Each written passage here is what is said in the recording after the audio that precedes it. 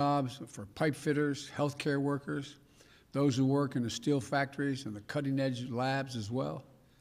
The new report out this week shows that nearly 90% of the infrastructure jobs created in the American Jobs Plan can be filled by people who don't have a college degree.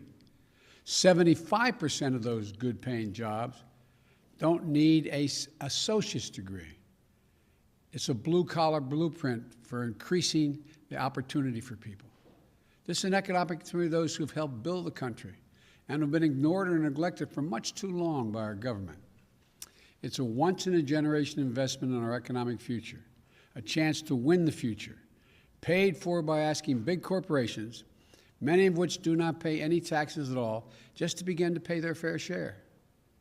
And it won't raise a penny tax on a family making less than $400,000 a year. No federal tax. No addition. When Congress comes back after this Easter break, I'm going to begin meeting with Democrats, Republicans about this plan. I've spoken to Republicans on the phone. I'm going to be looking forward to meeting with them. They all have their ideas about what it will take, what they like and what they don't like. That's a good thing.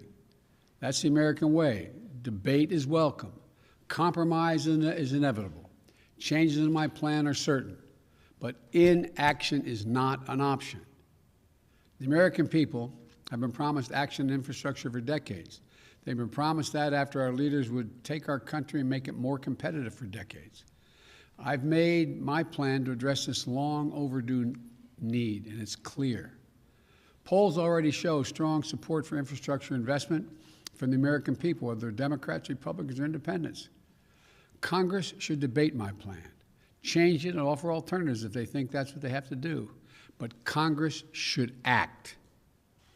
Likewise, on the virus, our program there too can be undone. As fast as we're moving, more adults remain to be vaccinated in April, May, and June than have already been vaccinated in February and March. We are not even halfway done yet. Too many Americans are acting as if this fight is over. It is not.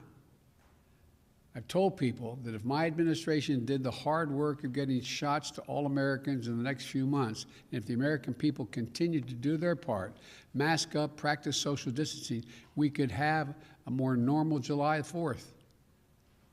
But this is still April, not July. We aren't there yet. And so cases are going up again. The virus is spreading more rapidly in many places. Deaths are going up in some states. So I ask, I plead with you, don't give back the progress we've all fought so hard to achieve. We need to finish this job. We need every American to buckle down and keep their guard up in this home stretch. Wear your mask. Keep safe distance from one another. Wash your hands.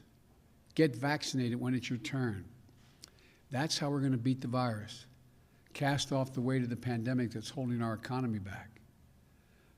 Well, the earliest signs from this job report, this announcing today, are promising, and the American Rescue Plan is starting to make a real difference.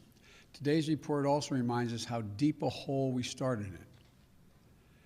After a year of devastation, there are still 8.4 million fewer jobs today than there were last March.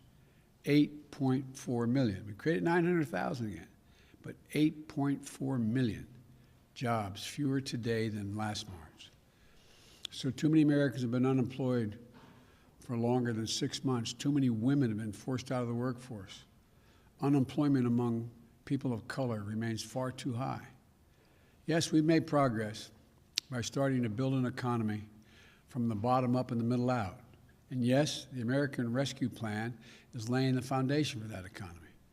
But we still need the American Jobs Plan to build on that foundation, to build this country back better. So the bottom line is this.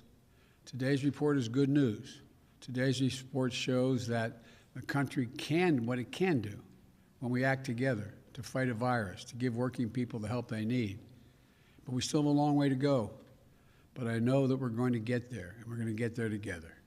But may God bless you all, and may you have a happy Easter and a holy Easter. Thank you.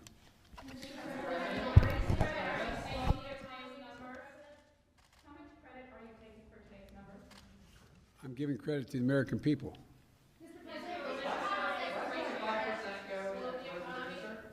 Raising taxes, the study show, will not slow the economy at all. Asking corporate America just to pay their fair share will not slow the economy at all. It will make the economy function better and will create more energy.